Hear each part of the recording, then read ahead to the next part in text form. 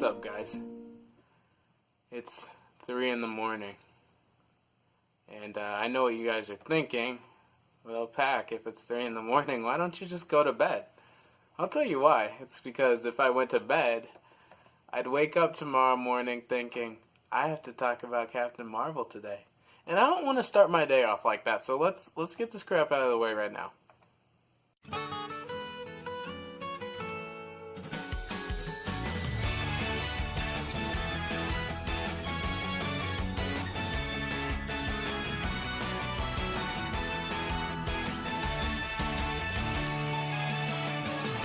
Captain Marvel is the umpteenth movie in the Marvel Cinematic Universe, and it stars Brie Larson as the titular character, who is from an alien race of people known as Kree, and decides to basically use her newfound powers to attempt to discover who she is as a person. Her memories are scrambled, she has hazy visions of a plane crash from 6 years ago, and she decides to take it upon herself to stop the what's even the alien race called in this movie again? The Skrulls, who have a shape-shifting ability which lets them, just see a person and transform. So she takes it upon herself to try to figure out her past and stop the Skrulls.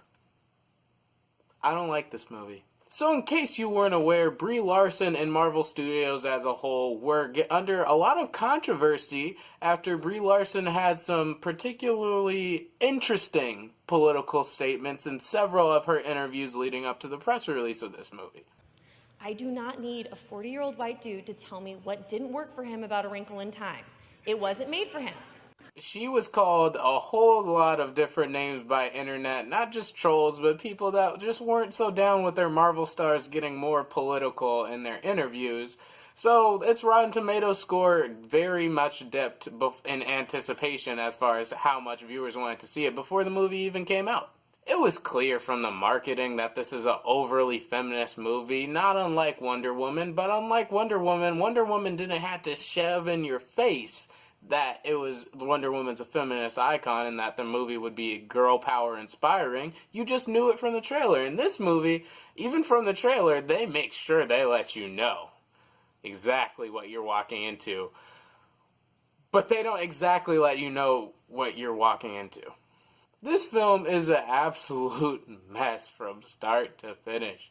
I have quite a lot of things I can rip on it for, but let's try to start positive, alright? I'll try.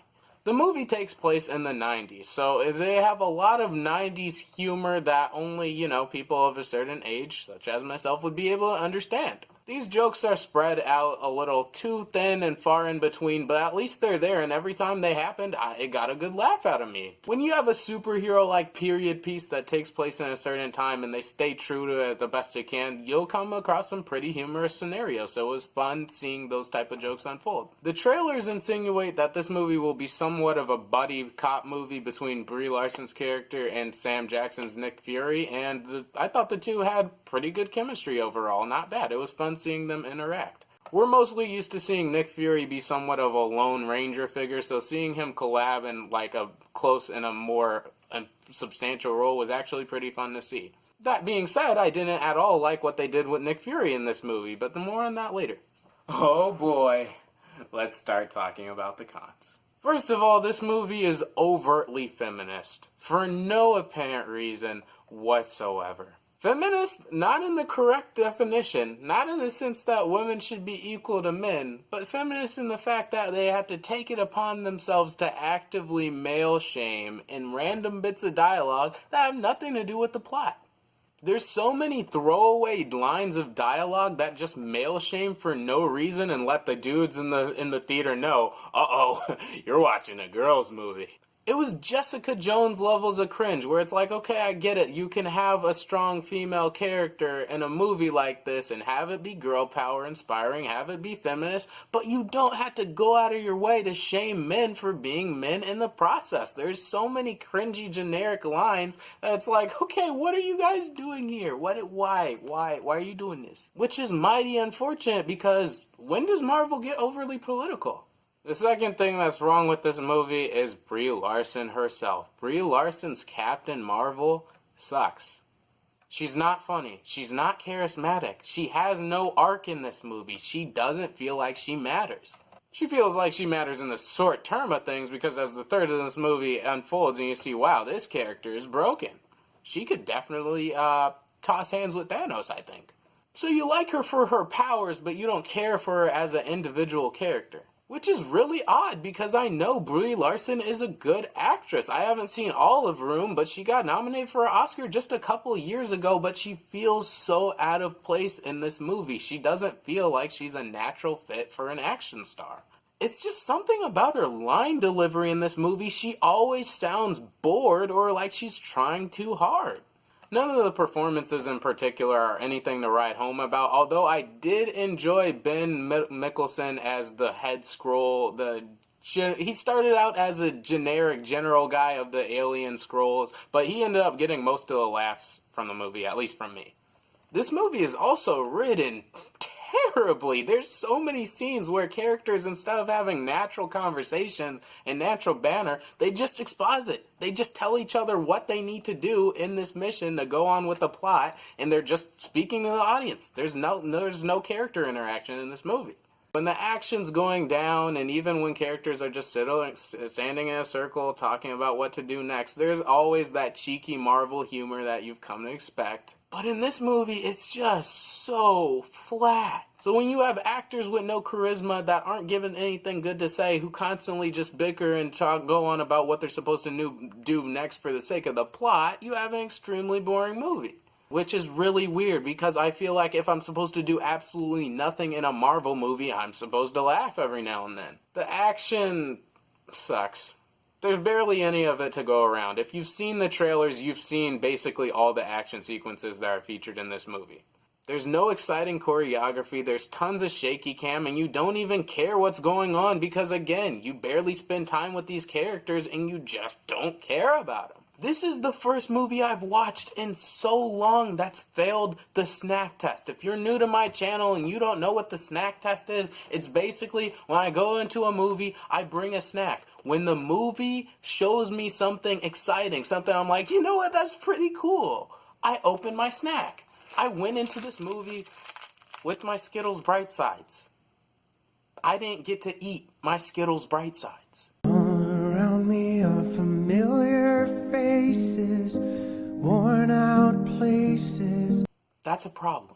Even Venom passed the snack test. Venom had a couple action sequences like, oh yeah, that was kind of cool, I get to open my snack now. But Captain Marvel? No. Also, this movie completely dumps on and disrespects MCU established lore, which is an extra big problem because this movie is a prequel. There's so many decisions that attempt to retcon previous MCU plot holes that just don't work. If you look at the timing of this movie's release, it really just exists to bridge the gap between this movie and Infinity War to answer the question, why didn't they call Captain Marvel for like Ultron or Loki? You're telling me he had that pager at the end of Infinity War all these years and he never bothered to call her? So yeah, towards the end they attempt to address that and well, they give an answer why she hasn't come back, but it sure ain't a good one. Also, it just disrespects great long-cherished characters, especially Samuel L. Jackson as Nick Fury. My goodness, what did they do to my mans? Nick Fury in the other MCU movies, he can make a crack every now and then. He can show that Sam Jackson's sass, but he's a stoic. He's dope. He's an action dude. In this movie, they just made him an average MCU sidekick who cracks jokes that aren't funny. One of Nick Fury's dopest lines in Captain America the Winter Soldier was, "Last time I trusted someone, I lost an eye." In this movie, they reveal how he lost his eye. Let me tell you, it's not what he made it sound like. It's a lot less cool. It's a lot stupider. I went into this movie not expecting much, just a couple laughs and a pretty good time, but I had next to no expectations, and this movie sunk even lower than my non-existent expectations. I'm gonna give Captain Marvel 2.5 out of 5 stars. So those are my overall thoughts on Captain Marvel. I didn't like it, you might like it. But again, you're probably gonna watch it anyway, cause it's Marvel, aren't you? It's rare that a studio like Marvel would make such a big misstep in casting and direction and writing, but hey, when you have so many movies in the works, it's only natural that a couple of them would be a stinker. This movie is easily bottom 3 of MCU movies for me right now. The character interactions are bland, the action is uninspired, and while it's cool to see this chick go God mode in the last 20 minutes, it definitely does not justify a ticket purchase. So yeah, again, those are my overall thoughts on the movie. If you've already seen it, just comment below. Let me know what you thought of Captain Marvel. Once again, I'm sorry I haven't made a video so long. Life's been crazy, but I can in fact confirm that I have reviews in the works for both How to Train Your Dragon 3 and Kingdom Hearts 3. So as usual, if you like that video, make sure you share it, comment, hit that like button, and if you like to even consider subscribing, do your boy a favor. I am Pac. Thanks so much for hearing my perspective, and I'm out for now.